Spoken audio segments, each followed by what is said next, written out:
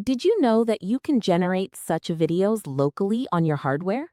All you need is 8 gigabytes of VRAM, 16 gigabytes of RAM, and a little patience.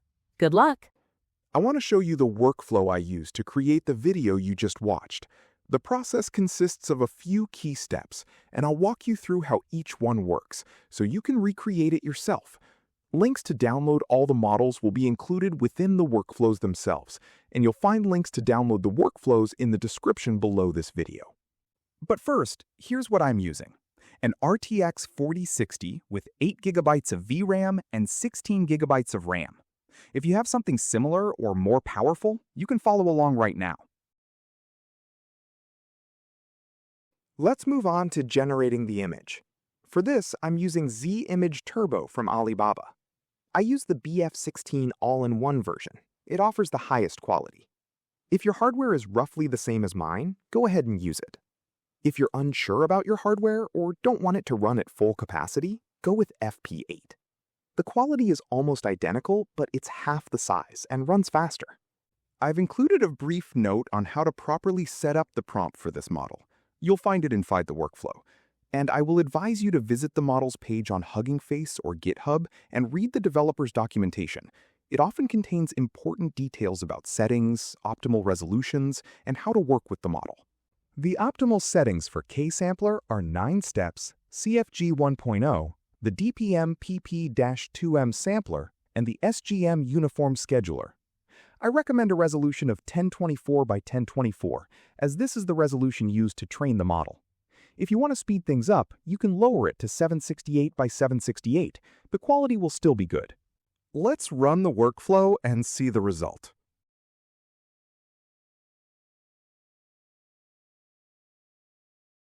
As you can see, the image turned out realistic and detailed. By the way, I almost forgot to mention something important. If you plan to use the image for lip sync, generate it with the mouth slightly open. This gives the model the right starting point and prevents the lip geometry breaking. The next step is to upscaling the image.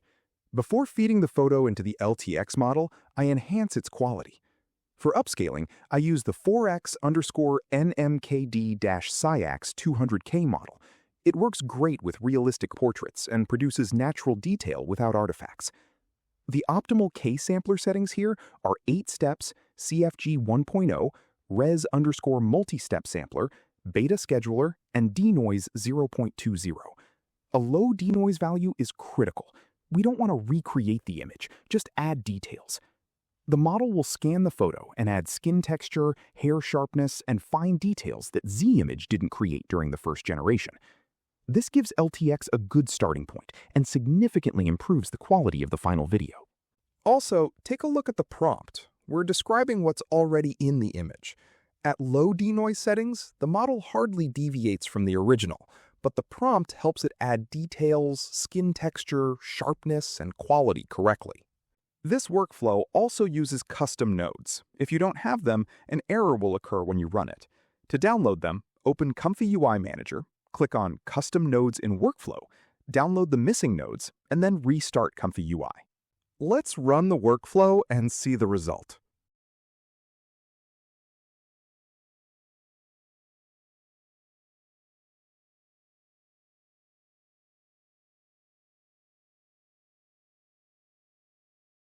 As you can see, the image has become much more detailed.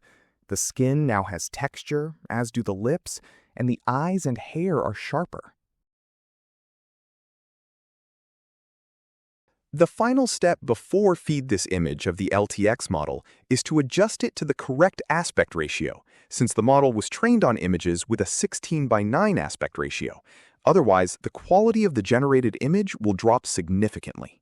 So we've reached the most interesting part, LTX Video 2.3. I hope you aren't intimidated by what you see. Don't worry, you don't need to fully understand all the processes going on here to get the result. To be honest, I don't fully understand everything that's happening here either. Let's start with the models. There are several of them, and each has its own role. The main model is LTX Video 2.3, a distilled version in FP8. This is the diffusion model that generates the video. On top of it, AV LoRa is loaded, an audio-visual LoRa specifically trained to synchronize lips with speech. It is this model that makes lip sync possible. Strength is set to 1.0, the maximum, as recommended by the developer. For text understanding, CLIP based on Gemma 3 is used, a language model from Google in GGUF format that is lightweight and understands detailed descriptions well. Two VAEs are loaded separately, one for video, the other for audio. The VAE encodes and decodes data between pixels and latent space. The next section is video settings. The resolution is 1280 by 704 because that's the format we used for our image, but you may have a different resolution. The model will take it and generate a video with exactly the same aspect ratio, 16:9. The frame rate is 24. Now for the audio. Here you can upload absolutely any audio file. Your voice, synthesized speech, whatever you like. The model will take it and synchronize the lip movements to it. And here's an important tip I've learned from experience. Always add 1 second to the actual length of the audio. If your audio is 4 seconds long, set it to 5. Otherwise, the last word will be cut off and the video will end before the speech is finished.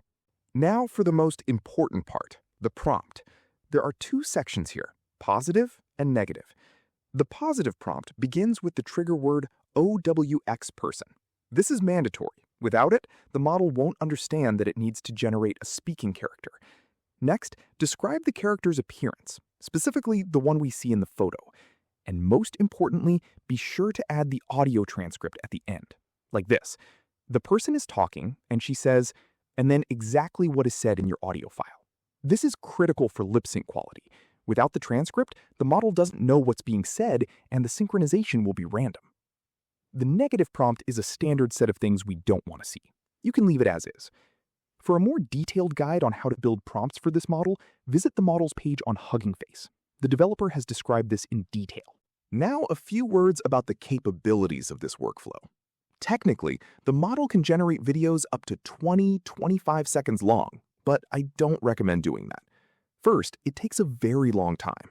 Second, after about 10 seconds in my experience, the facial geometry starts to break down and the result becomes unacceptable.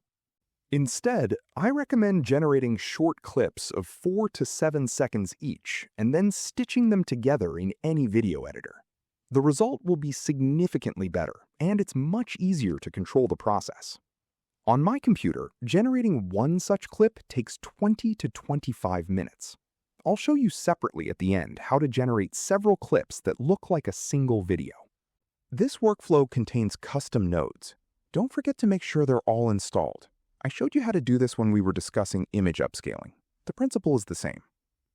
Once you've uploaded the image, installed all the models, configured the prompt, and selected the audio file, you're ready to run it. I won't run it right now. It will take a long time and is unlikely to run stably while recording a video. The result you saw at the beginning was generated in advance. The next and final step is to upscaling the resulting video. Once you've generated the video, this is roughly the quality you'll get. It's not bad, but it lacks sharpness, doesn't it? This is where SeedVR2 comes in. It's a diffusion model for video upscaling from ByteDance. Unlike standard upscaling, which simply enlarges pixels, SeedVR2 literally fills in details that weren't present in the original source. What about configure it all?